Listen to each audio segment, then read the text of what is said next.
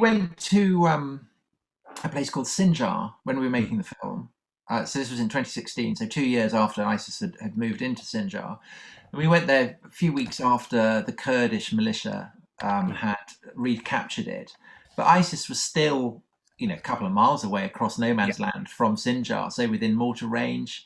And, it was a scene of devastation.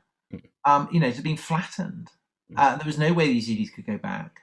And if they did, they would be targeted again by the same people who targeted them previously.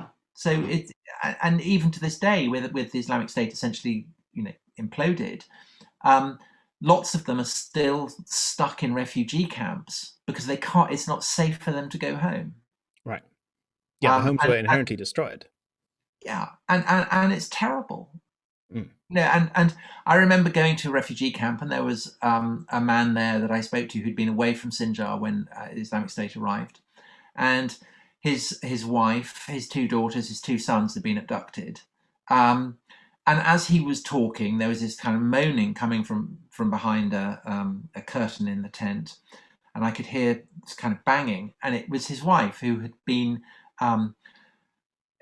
enslaved, kind of raped on a daily basis, and then her owner had shot her through the head, not killed her, but left her mentally impaired. And through a process of middlemen, the husband had bought her back, but she was lying there behind the curtain, kind of banging her head against the concrete floor on which the tent had been erected.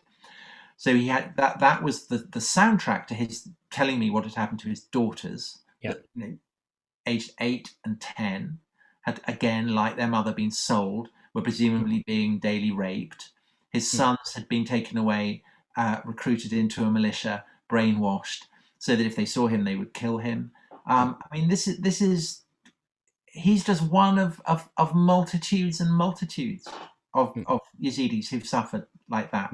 And I think that they deserve to be, the focus of global attention much more than they are.